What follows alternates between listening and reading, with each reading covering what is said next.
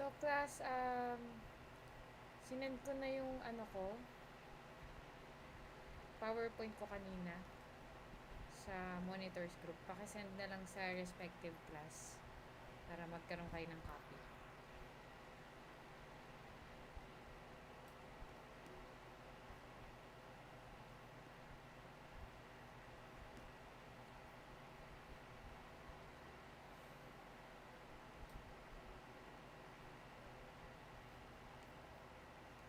So, I'll just present my screen ulit.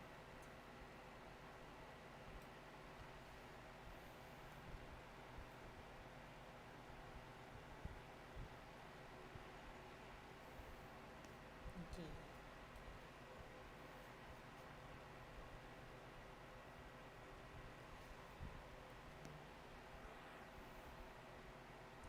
So, good evening again.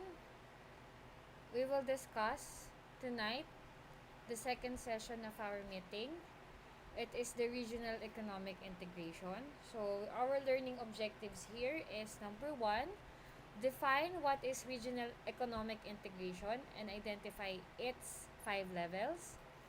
2 is discuss the benefits and drawbacks associated with regional economic integration.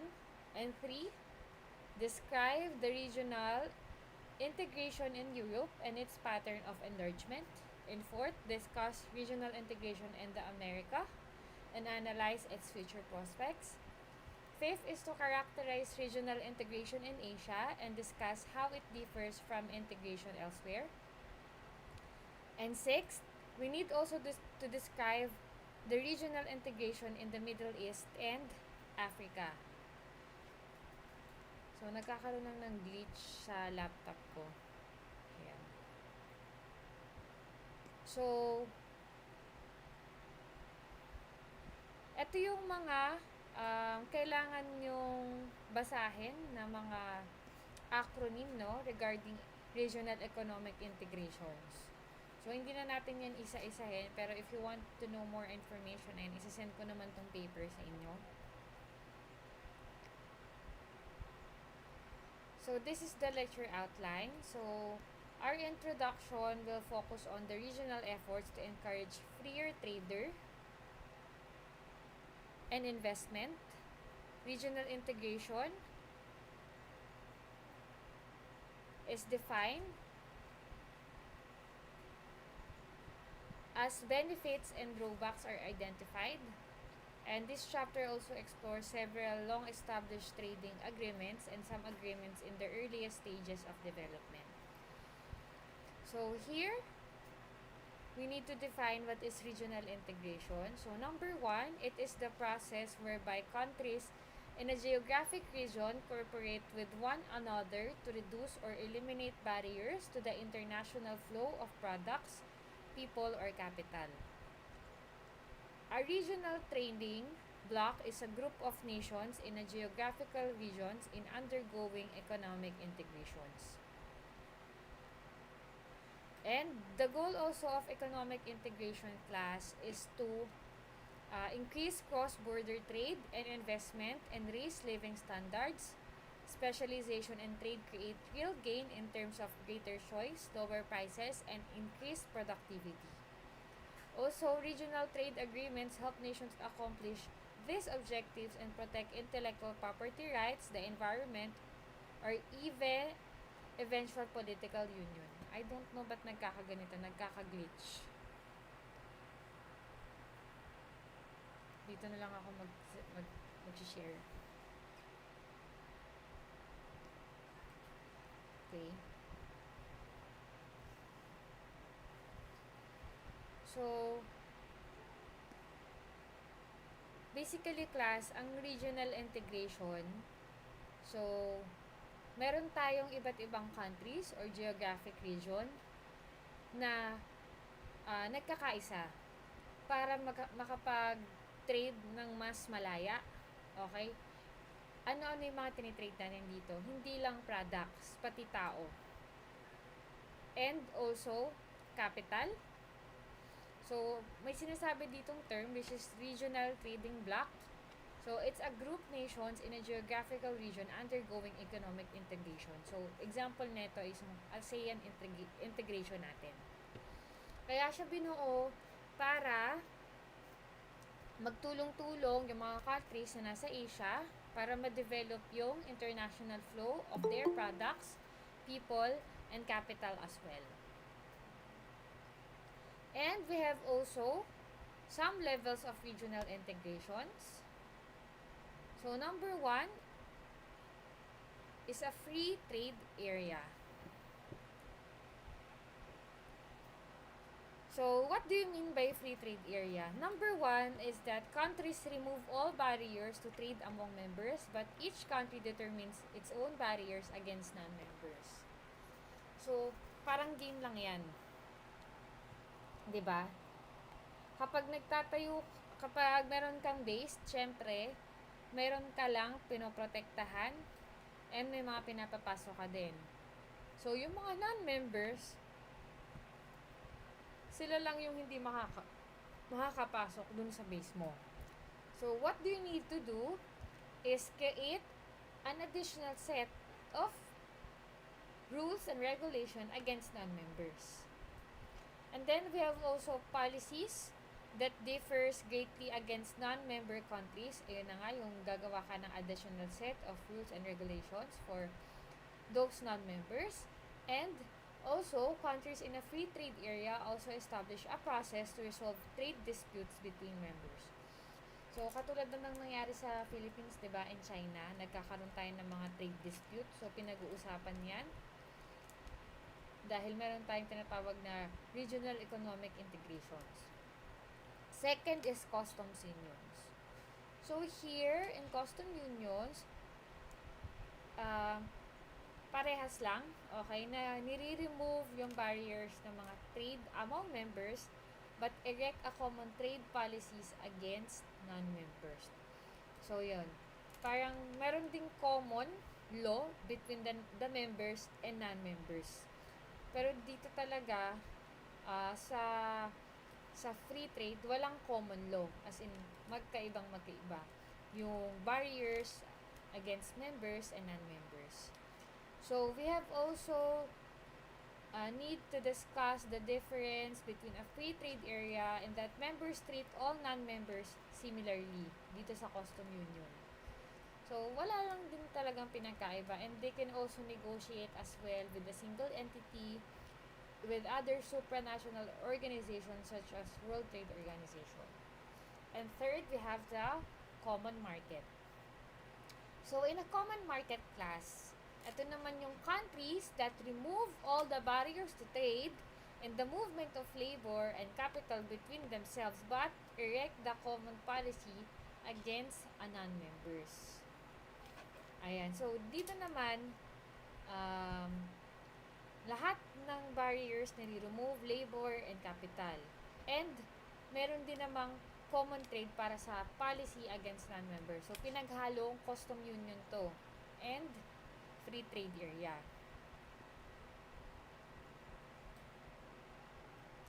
So, we have also the economic union,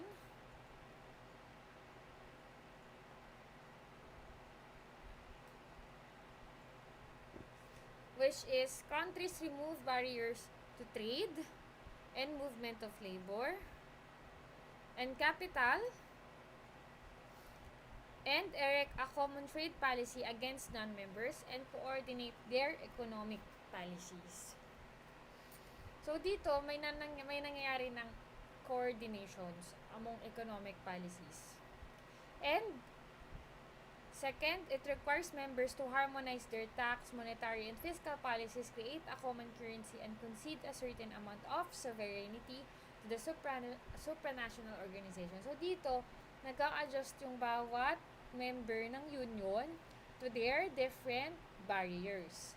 And with the fifth one, which is the political union, so they coordinate according to the economic and political systems only.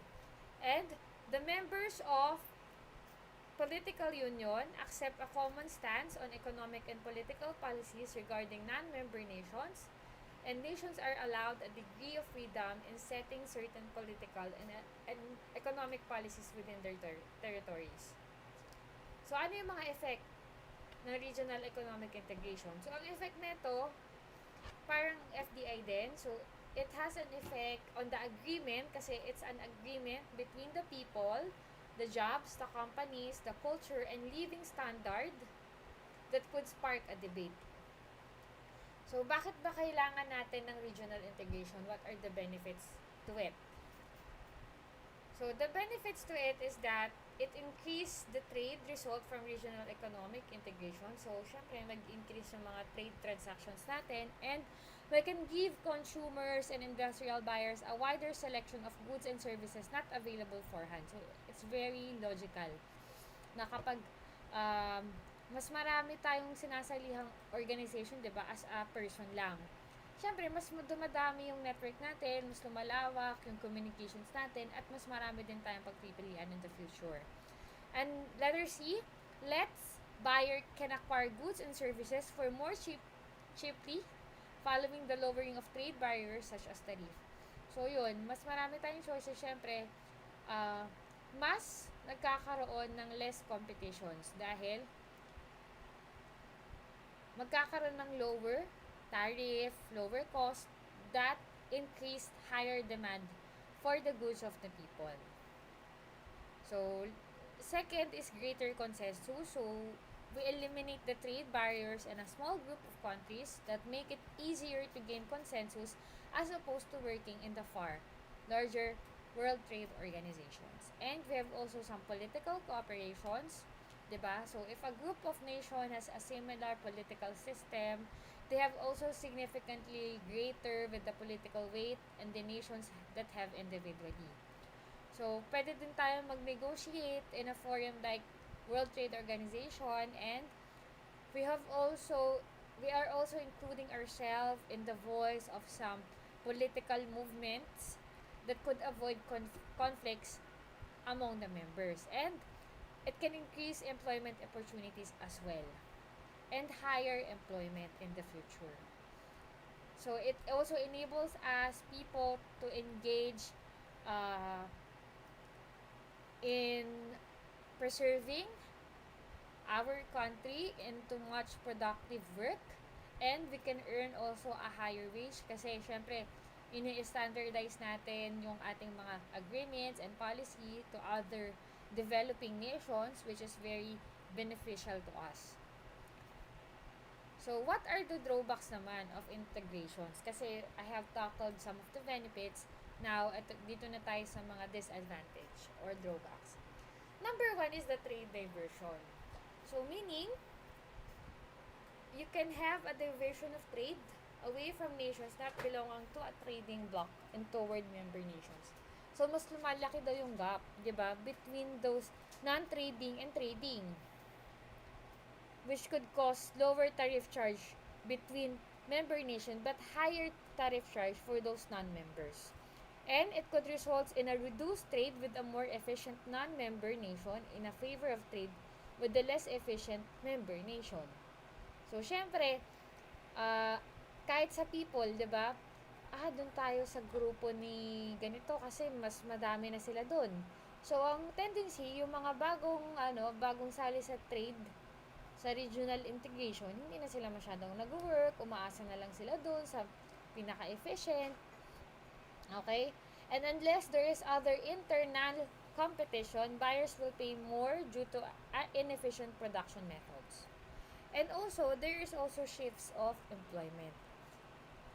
Specifically in labor, diba? Production, and technology.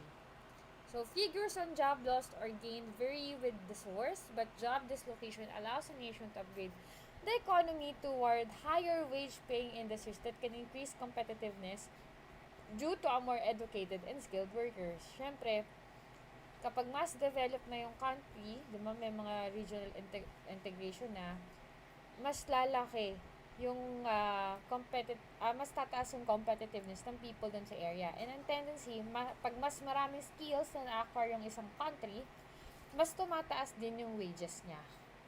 And the more educated and skilled and skilled workforce ang meron dun sa country, mas lumalaki din yung expenses nila.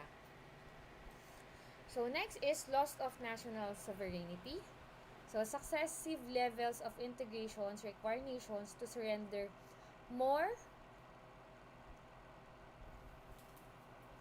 sovereignty. So wait lang. Hello? Okay, wait.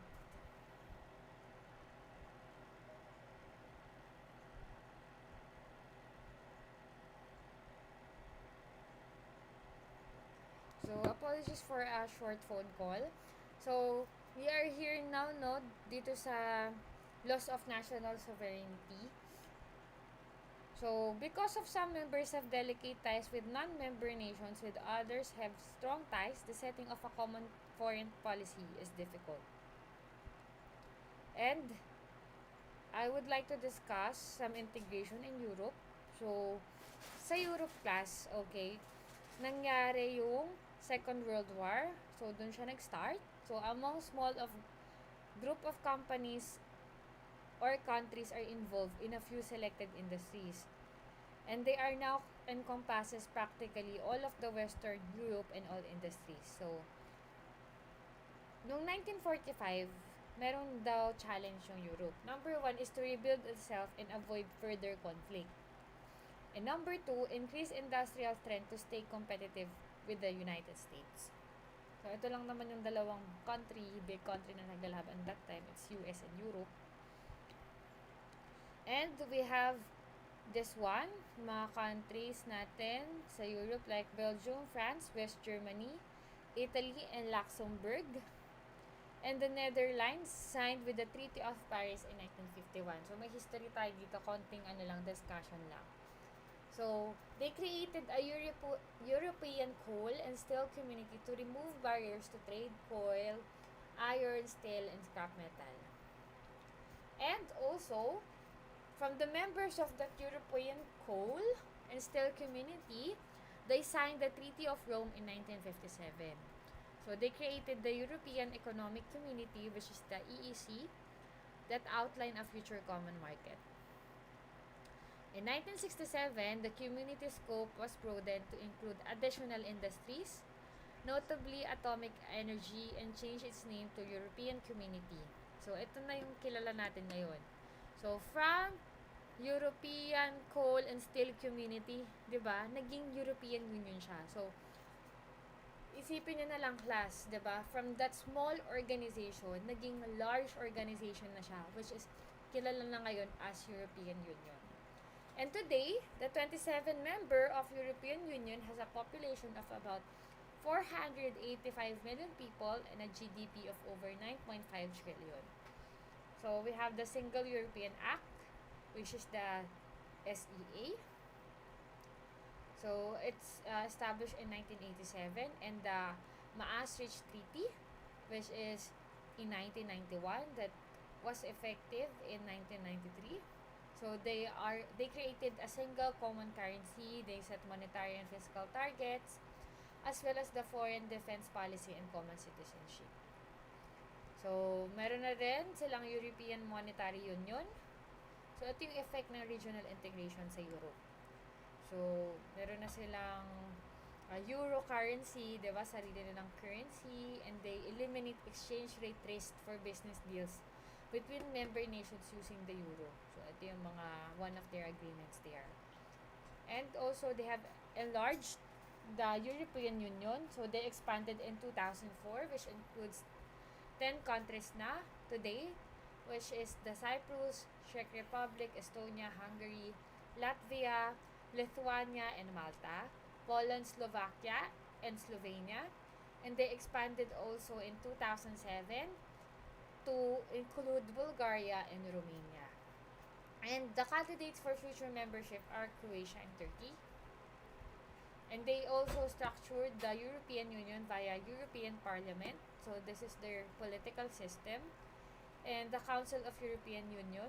So kung mapapansin nyo, from the specific regional integrations, halos pareha sila ng culture, diba? Ng language, kasi they're under specific regional integration.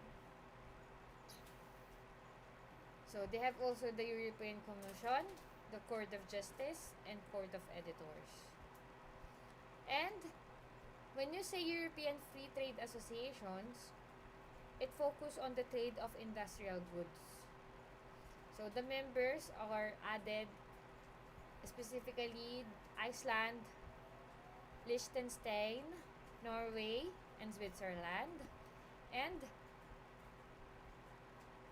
12 and there is about 12 million people and combined GDP of 620 billion. So here naman tayo sa integration ng Americas. These are just the specific example for regional integrations. So noon daw, the Latin Americas are just beginning to form the regional trading agreements in 1960. So nauna talaga yung Europe, which is 1945. But made substantial progress only in 1980s and 1990.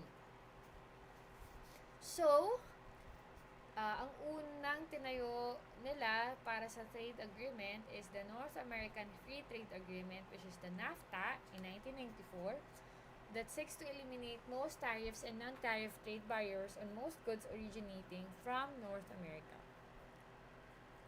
And they would also like to liberalize the rules for government procurement practices, granting of subsidies, and imposition of countervailing duties. And they have also some of the local content requirements, the effects of NAFTA in Mexico. So, ito yung mga nangyari that time. So, Mexico exports to the US jumped as an astonishing 275% from under 40 billion to more than 150 billion. So, ito yung mga common exports from other territories, Canada and Mexico. And syempre, yung expansion ng NAFTA, which boosts the U.S. Congress grants trade promotion authority to successive U.S. presidents. And the Central American Free Trade, which was established in 2006 between U.S. and some parts of U.S. in Costa Rica, El Salvador, Guatemala, Honduras, Nicaragua, and the Dominican Republic. And also, these are the benefits of the U.S. according to their agreement.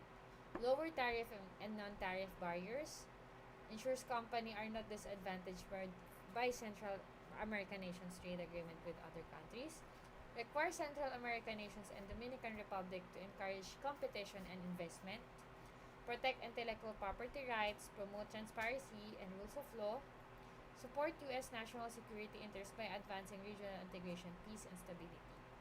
So I have the Anden Community. It was formed in 1969. And the Latin American Integration Association. So we have also the Southern Common Market. So ito yung mga example ng mga small regional integrations. So nagsama-sama yung Argentina, Brazil, Paraguay, Uruguay, and Venezuela. Central America and the Caribbean, regional integration. Free Trade Area of Americans. And we have also the integration in Asia, which is the Southeast Asian nations. This is where we belong. So they promote economic, cultural, and social development, safeguard economic and political stability, and serve as a forum which differences can be resolved fairly and peacefully.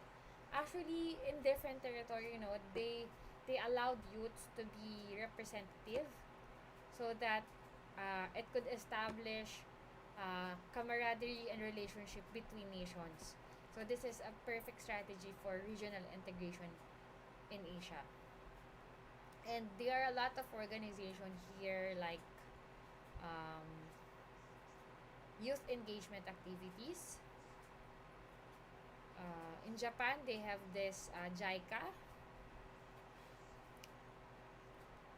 And we have also the Asia Pacific Economic Cooperation.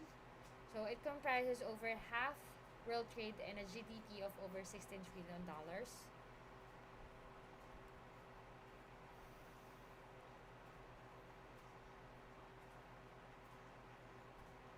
So, kung mapapansin nyo sa Asia, hindi masyadong mahigpit, 'di ba, yung travel and tourism natin because we are uh, included in the free trade and region-wide business visas without requiring multiple visas. So, makakapag-stay tayo sa isang country, lalo na sa Asia, ng 15 days without additional visa. Okay? And then, yun yung mga nangyayaring free trade and investment between the developing nations. So, eto, maganda siyang integrations strategy para sa ating mga nasa ASEAN country. And we have also the integration in Middle East and Africa. So, they have also this one, the Gulf Cooperation Council, which is the GCC. Economic Communities of West African States, which is the ECOWAS. And African Union. So, meron din silang AU na tinatawag dun. This is the counterpart of the European Union. So, sa AU, ito naman yung gusto nilang ipaglaban, no? Rid vestige of colonialism and apartheid, promote unity and solidarity, coordinate and intensify cooperation for development, safeguard members, and promote international cooperation with the United Nations. So, these are the bottom line for business. We are on the last topic. It's the conclusion. So, there's so much debate about the merits and demerits of regional trade agreements. Ibig sabihin, maraming advantage and disadvantage ang regional trade agreements. So, some governments and independent organizations act to counter the negative effects of integration. Although, there are some improvements, diba, with the integration, government will continue to be enticed by the potential gains from increased trades and by the desire to raise standards of living. And economic integration will likely continue to roll back barriers to trade between nations and between existing trading blocks of nations.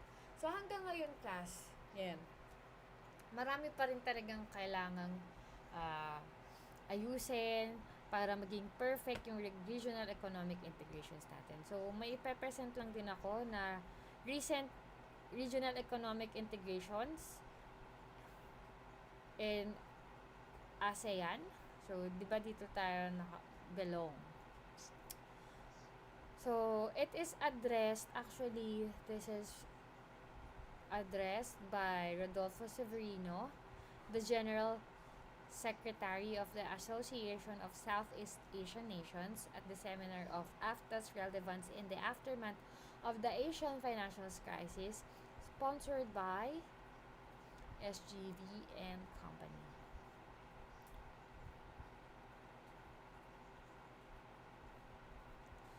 So, yan. So, ano lang to, parang meeting between the Secretary of Southeast Asian Nations. So, dito, sinasabi lang dito, no, na since papasok na tayo dun sa developing countries, may mga benefits and competitions na nangyayari. And gusto ko lang i-highlight dito na hina-highlight ng speaker na maraming benefit ang Philippines sa regional economic integrations. And during that time, ang pinaka-advanced na case is the European Union kasi it was published in 2012, but yung naging engagement ng speaking is June 23, 1999, which is bago-bago pa lang yung Philippines sa ASEAN. So, before kasi nagkaroon tayo ng Asian financial crisis. So, para din masolusyonan yan, class. Yun, nagka-kampe-kampe yung mga Asian countries.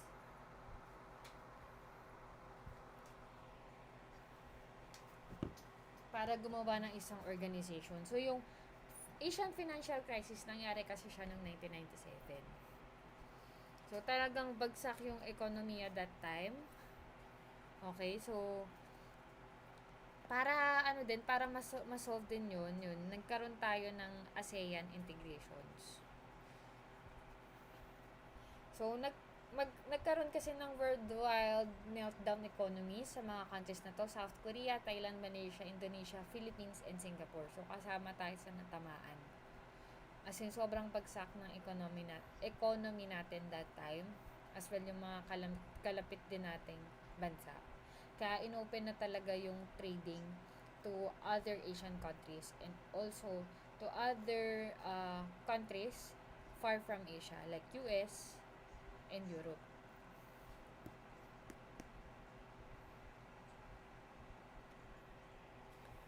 So, ito naman, this is the news from businessmirror.com.ph. So, meron silang sinabi dito on the bottom. Sabi niya, the Philippines' global economic integration is further strengthened through its free trade agreement with third countries. So, ito talaga yung nagpapalakas sa atin, no, sa global economic integration natin, yung pagkakaroon ng free trade agreement with the third world countries. And the Philippines has an free trade agreement with Japan. Yan, yung sinasabi ko sa inyo. Japan-Philippines Economic Partnership Agreement, and also concluded an FTA with European Free Trade Association group of countries. So also, we have also a comprehensive agreement din sa Korea and Hong Kong as well. So, pag mas maraming countries, no, na under ng economic integration, yung magiging partner natin, mas lumalakas yung Philippines.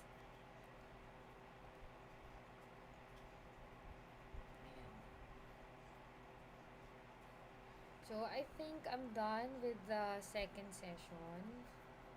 So, any question from your side? Kasi I'll be discussing naman the paper, okay? So, ibibigay ko na yung mga deadline nyo for your second quiz.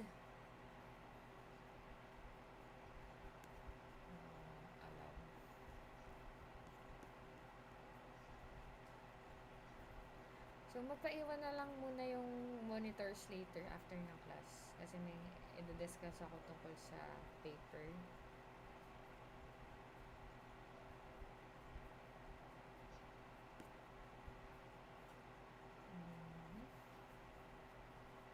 Ayan. So, dito naman tayo sa inyong business plan template. So, etong introduction nyo sa lahat ng mga okay na, okay yung walang kaparehas na company. So, tapos na natin yung introduction. So, ang next yung gagawin is the background analysis. So, from internal analysis to the preliminary assessment. So, the deadline on that would be on May. So, May 9, 2021.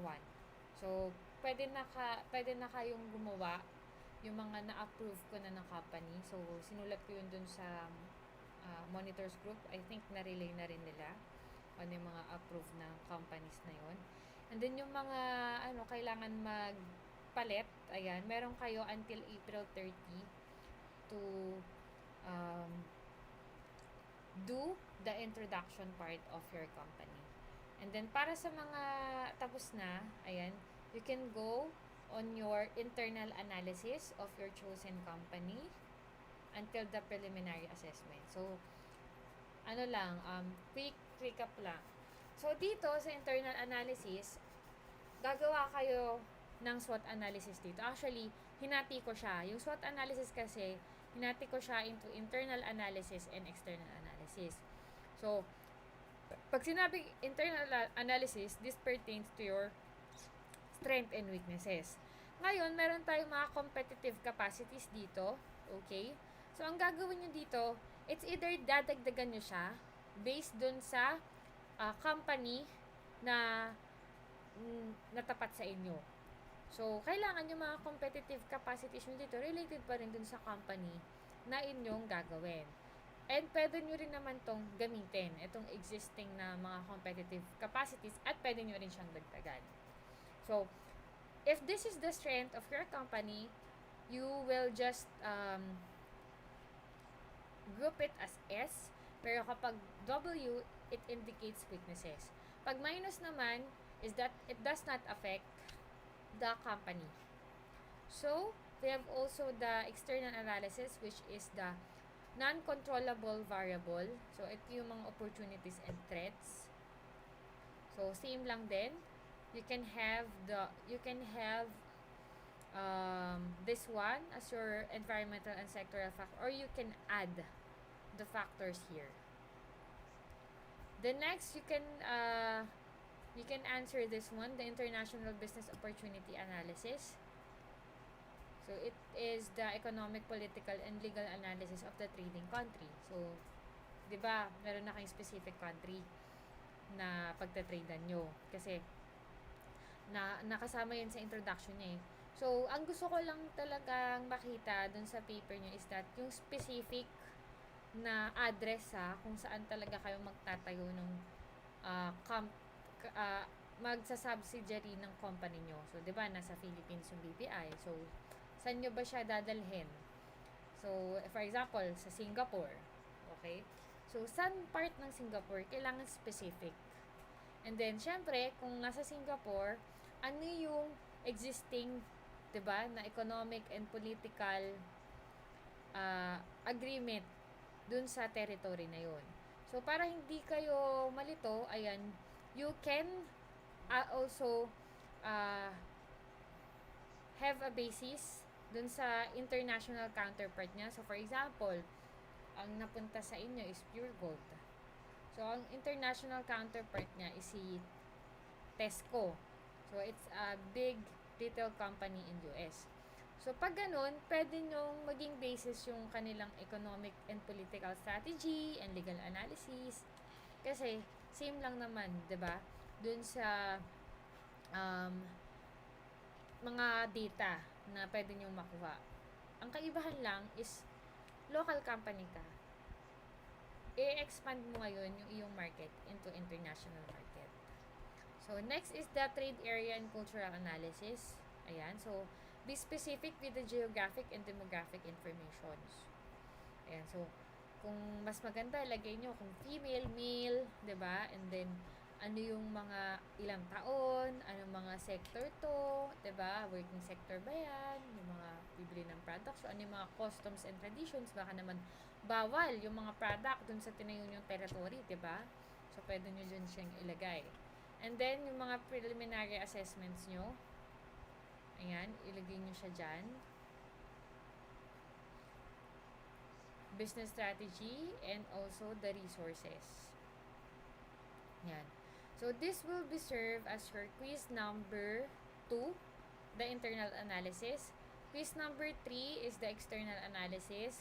Quiz number 4 is the international business opportunity analysis. And quiz number 5 is the preliminary assessment. So, by May 9, 2021, meron na kayong 5 quiz under this one. So, yun lang. Kasi hindi naman tayo magpapaquiz talaga as in multiple choice. So, kung ano yung paper na ipapasa natin sa finals, yan, inunti-unti na natin siya. Para hindi tayo mag-cram. So, that would be under your quiz na din.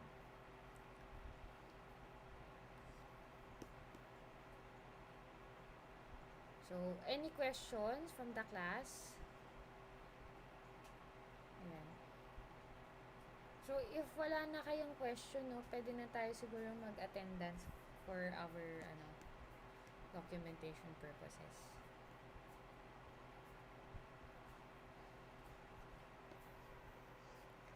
Kindly on your camera, guys, para sa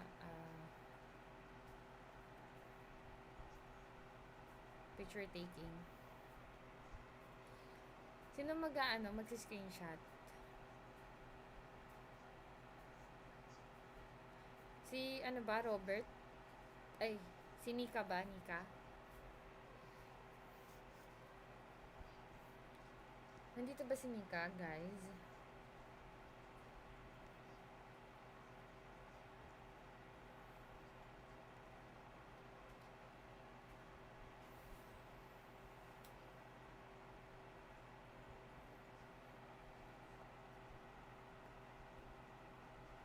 Mary Rose, pwede ka ba mag-screenshot? Naka-phone lang po ako, ma'am. Sa klase na lang po namin. Okay, sige. Sino? Andito ba si Dee? Wait lang po,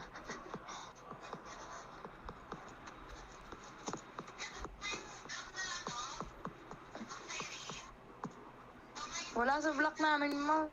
Pwede. Eto na ata si Nika, ma'am. Dito na po siya. Mama, dito na po ako. Sige, pa-screenshot naman ng attendance. Sige po, ma'am. Thank Wait you. lang po.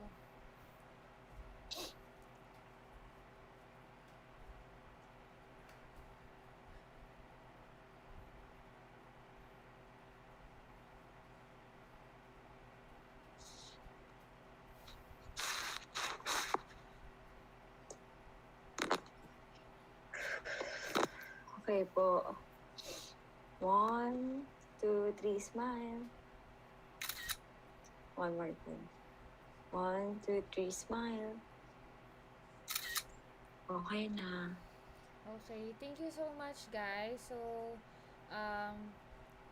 paiwan na lang yung mga monitors ko for this meeting.